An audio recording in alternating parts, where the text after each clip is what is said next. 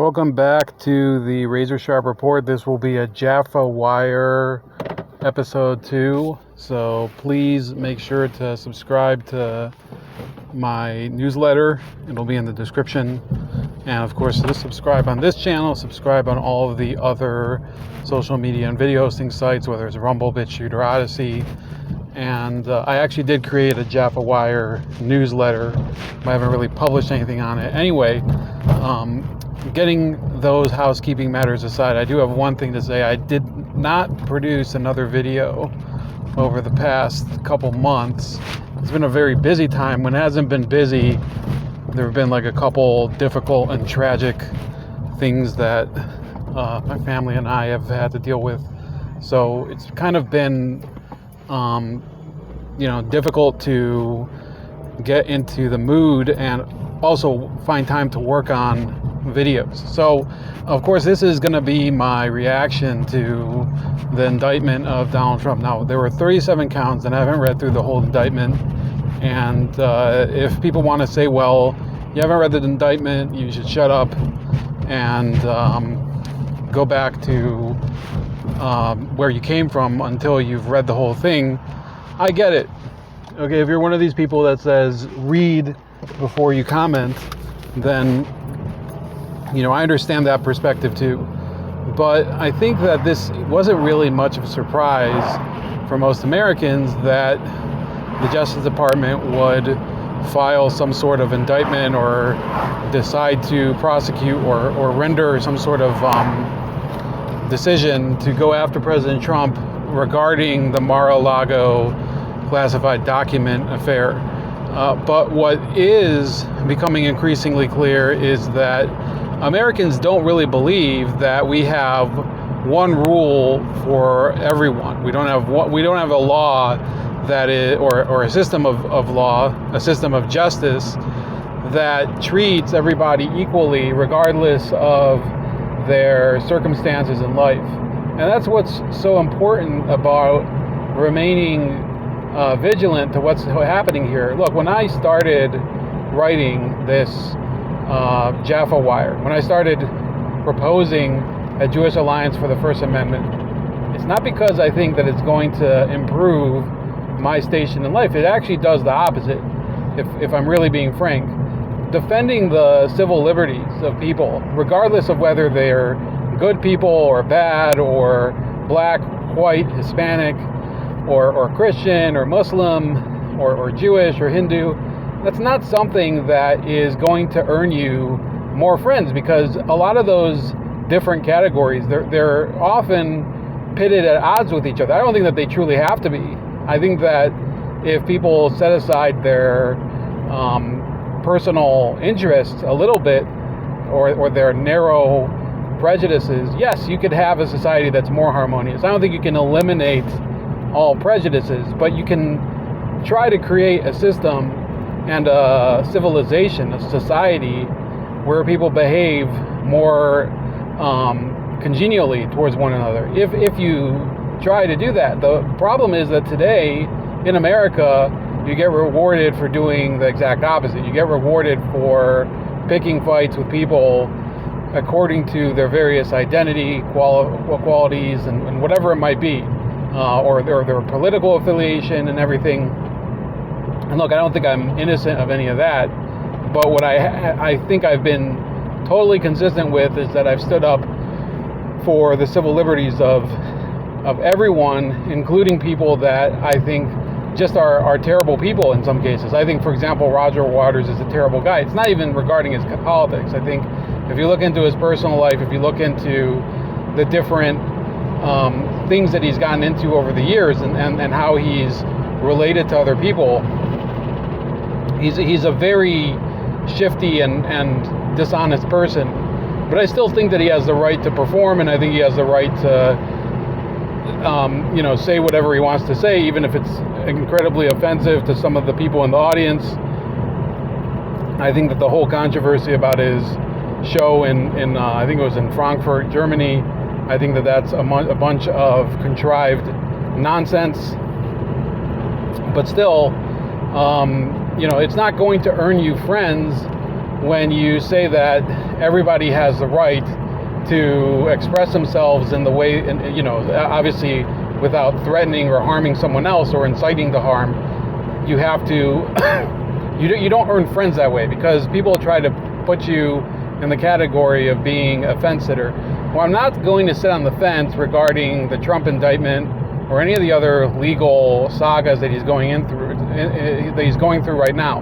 One of the big problems with that is we see at the same time there is almost total neglect for other legal problems that politicians on the other side of the aisle have, right? So it's hard to be even-handed. It's hard to look at it fairly when you have people who have such egregious crimes as Nancy Pelosi, as Hillary Clinton, as President Biden, as other members of the Biden family. And you start to clearly see that these are people who, when it comes to mistakes or well, not mistakes, like things that they've willfully committed that should earn them at least some sort of legal consequences, they don't seem to feel like the rules apply to them. They'll pull whatever strings that they can, and they end up getting off scot-free. Meanwhile, the former president, Trump, they'll just find any way that they can to basically tie him down with these legal problems, and eventually, as we all know at this point, they do want to throw him in prison, because his sin is the unforgivable sin in their mind. He dared to look at the political system and say, I need to disrupt this. There's a lot going on that's not to the interests of America as a nation, to the American people as a society. Therefore, I'm going to tear up a lot of the cards. I'm going to reintroduce tariffs. I'm going to build a wall on the southern border. He said he's going to, he was going to radically reform the criminal justice system. Unfortunately, I think some of his reforms were terrible. He was going to support police. He was going to, he was also going, he said, at least at the time, he said he was going to lock up Hillary Clinton because of her own classified document scandal. We now know that he didn't really have any follow through to that. And look, I'm not going to record this and say that this was a president that completed the mission, and therefore we should give him the complete trust because he's the guy, and this is all just about denying all of the great things that he's done. I think that there's a lot of flaws to what President Trump did when he was president, and some of the ideas that he had, and regarding things such as the Second Amendment. I think that there is certainly problems with the way that he handled intervention in the Middle East. And I also think that his approach to civil liberties in and of itself was not completely consistent with the way I would do it. So I'm not going to go here as some sort of Trump booster and tell you that I 100% trust in him and that's why this is total bullshit and we have to, and this cannot stand. This cannot stand because it's very obviously selective prosecution, right? The president of the United States at the moment, President Biden, he is just as guilty of everything that Donald Trump was doing. It's known that President Biden was improperly storing classified documents at multiple locations, despite the fact that at the time that he held them, he wasn't president. He'd never been president at the time. He'd been the vice president. Some of the findings that they were able to get a hold of were documents that he took when he was just a U.S. Senator from Delaware. So he did not have the privileges to handle classified information and distribute it, or not just distribute it, to declassify prior to distributing it as the former president, Donald Trump. And Trump made claims at certain points that he declassified certain things. Now look, I don't know what the hell happened. So I'm not going to tell you that according to the law, Donald Trump is 100% in the clear and he's clean as the driven snow and whatever. I get it. There were issues that, when you look at the law, anybody can be tripped up on certain issues where if you look at what's going on, you could prosecute them, right? And this has happened to people. David Petraeus, the former, I think he was the Supreme Commander of U.S. forces in Iraq. He was almost charged. I think he was given a suspended sentence on mishandling classified information related to some stuff that he shared with a woman who was writing the book with him. I think he was also having an extramarital affair with her. So there's a lot of parallels with what happened. Now the difference is that, think about it. I believe that David Petraeus got a suspended sentence. I think he I don't know whether he did this later or not. David Petraeus served for some period of time as the head of the CIA.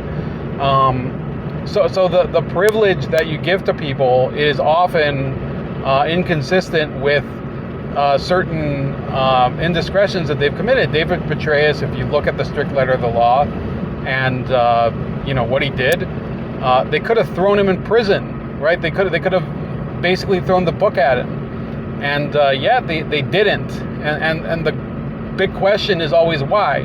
Why is it that sometimes when a person commits a crime and they're known to be guilty and maybe they even plead guilty, they receive a more lenient sentence? Well, some would say it's because the judge is able to take these things into consideration and say, well, in the interest of reconciliation and of moving the public interest, and for the institutions involved, or because of the signs that the person who was convicted seems to have shown some level of remorse. Okay, so we're not going to sentence this person, such as David Petraeus, to an actual prison term. We'll give him a suspended sentence, and it effectively serves as a warning that can be changed into an actual punishment if it ever happens again, or if he does something other than that would warrant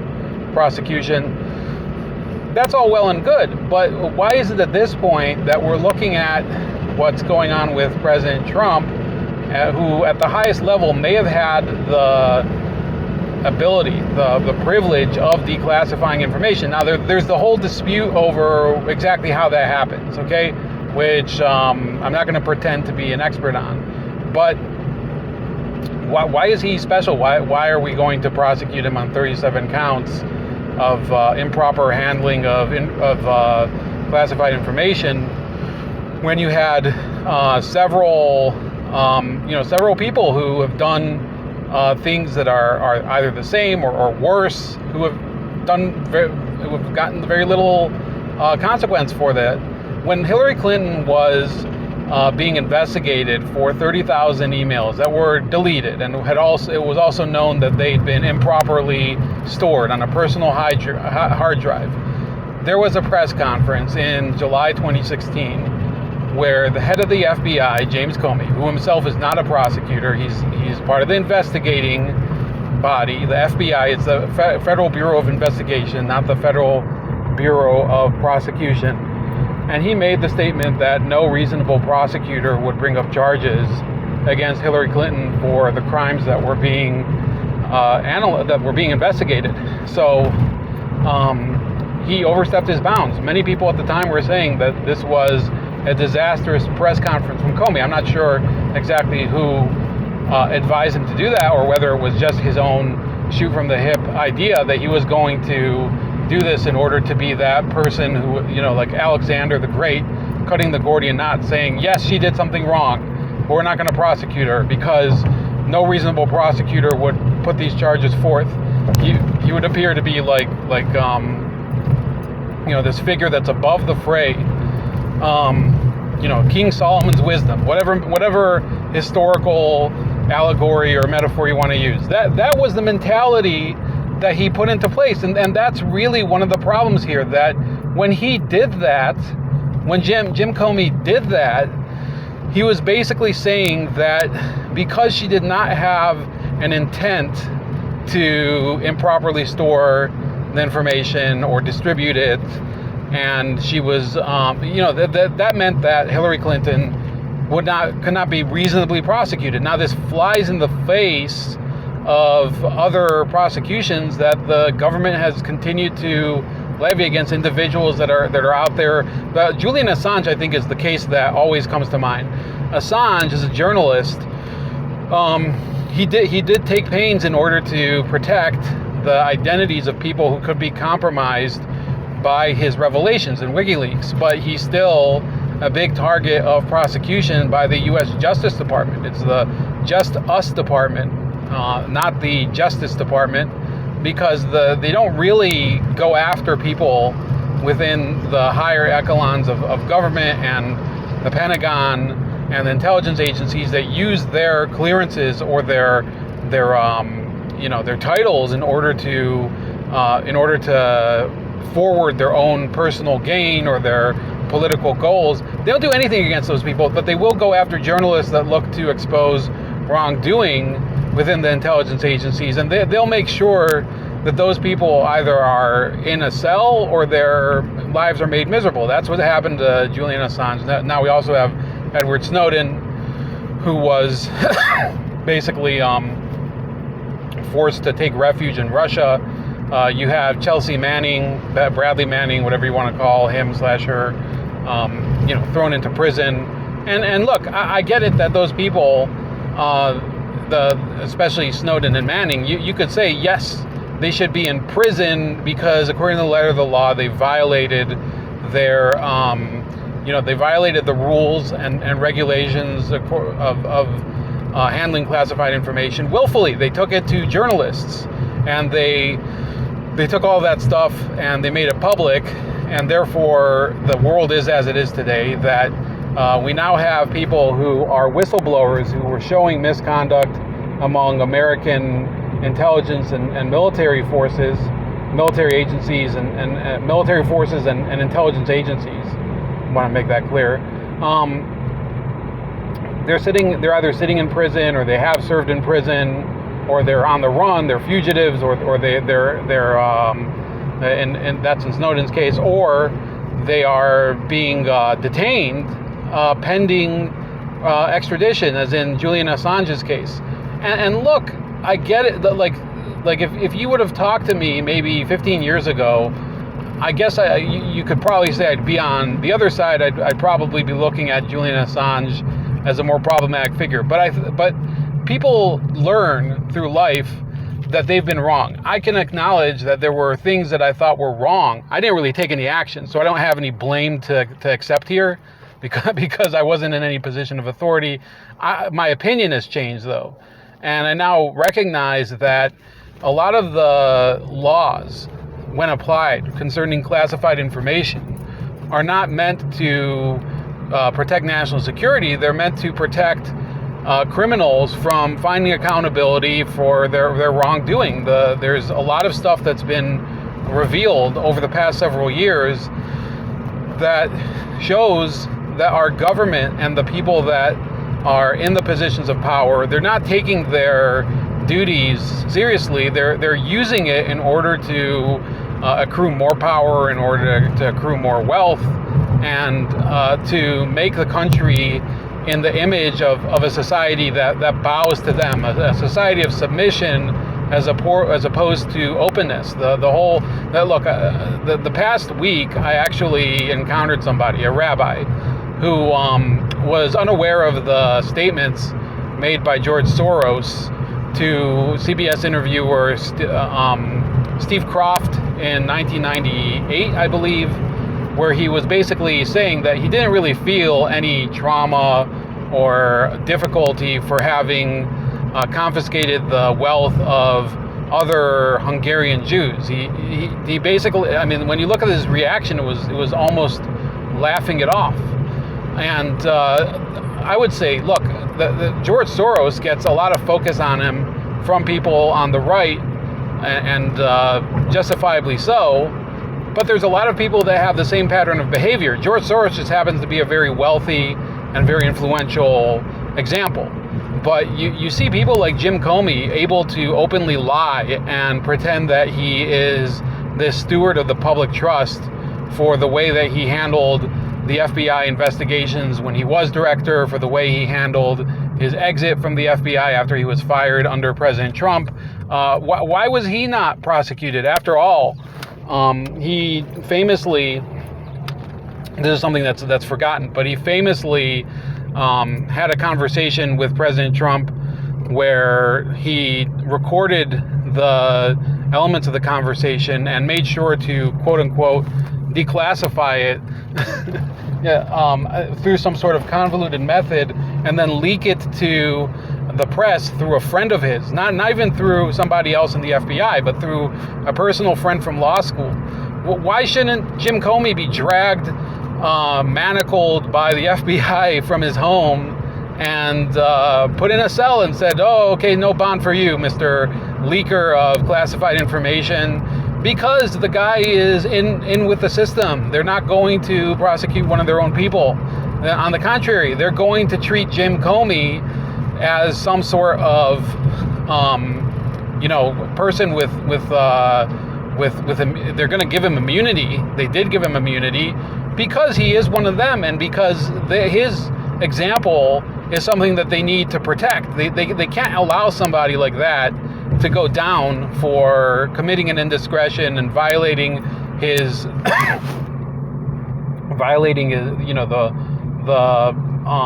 the trust of the president, and basically instead of doing something in order to pursue justice, doing something in order to pursue a political goal. That's exactly what Jim Comey did in 2017 when he basically wrote down a memo regarding a personal conversation with Donald Trump and leaked it to a friend of his. And ultimately, it was about what? It was about absolutely nothing, because the whole thing where he was basically trying to imply that Trump was obstructing justice in order to avoid being investigated for collusion with Russia. We now know that the FBI, long before that evening when he was writing down the memo after talking to President Trump, they knew that there was no evidence, and they weren't finding any evidence. And the more that they pretended to search, or did search, or whatever the hell they did, the less convincing the case became. At this point, it's 2023 today, and so many things have happened that you can't even organize what's been going on. So now they have to come up with new reasons to throw this guy in the slammer and make sure that his life is miserable and that he can't be president again. And maybe, look, if you're out there and you don't want to be president again, I understand that, because there's reasons where you would say that this guy did not succeed his first time and he's not in office anymore, and therefore we need to move on to somebody else, or keep, I'm not going to say that I find the reasons for keeping the current guy in power to be compelling, but I understand if people are saying this guy was in power and then he lost, and that he whatever else happened in terms of January 6th. So you could use all those justifications and say he should never be in office again, and therefore I hope that he is never in the White House ever again in his life, not even for a tour. I understand why people would say that.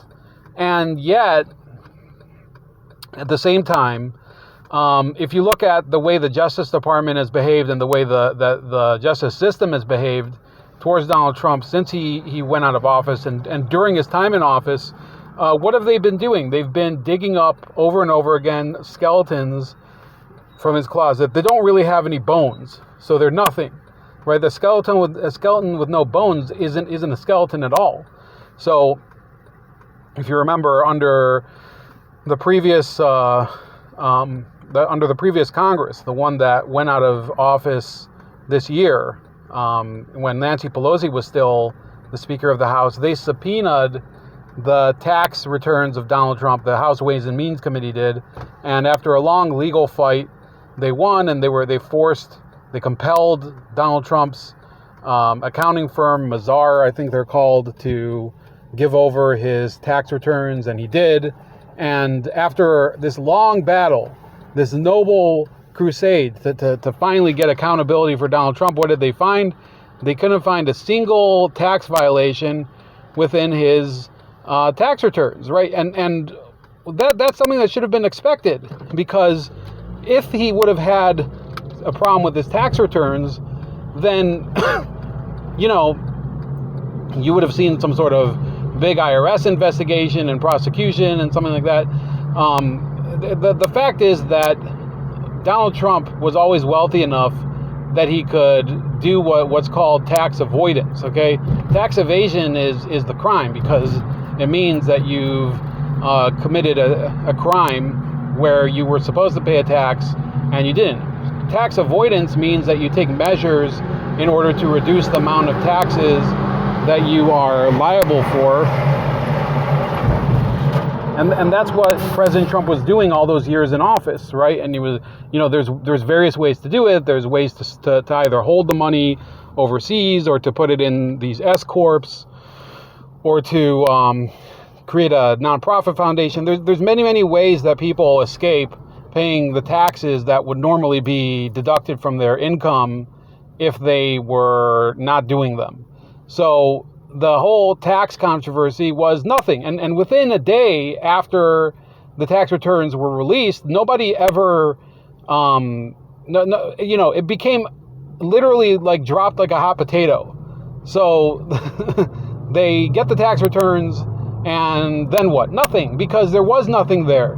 And just like there was nothing there when it came to the Russian collusion hoax, because they knew there was nothing there. They weren't investigating Donald Trump because there was misconduct that had not been uncovered.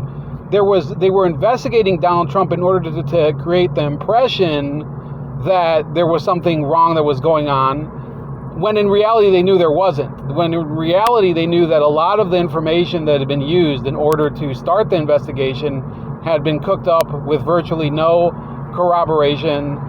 Some of it was dreamt up by a guy who was a Brookings Institute researcher who basically got it, and he admits it was from rumors and speculation. Then he fed it to Christopher Steele, and Christopher Steele made it look credible because he happens to be a former British intelligence agent. That's what they did. They were able to basically take a turd and shine it up and make it look like a reasonable case to idiots who weren't really willing to look at the evidence. And for the better part of Donald Trump's presidency, people were speculating, oh, is he a Russian agent? Is he colluding with the Kremlin now? Is Vladimir Putin literally controlling the White House? That was the narrative that they put in at the time.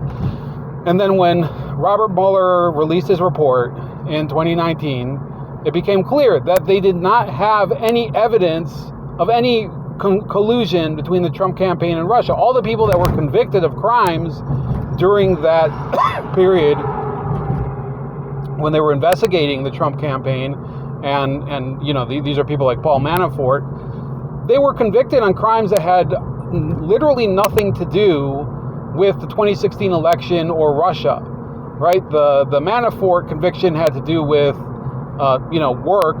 legal work that he did as a political advisor to a Ukrainian pro-Russian politician. So you could say that he had some indirect connection, a very indirect connection to Russia, right? Because the guy that he was working for happened to be somewhat yes, he was a pro-Russian politician, but there was nothing illegal about what he did. It was totally above board, and the reason they went to jail had to do with his tax filings, that he did not declare his tax income. So with Paul Manafort, it was that. With other people like George Papadopoulos, it was a bunch of nonsense about lying to the FBI, right? So you're going to throw a person in prison, not because they did something that at the heart of the matter was wrong or illegal.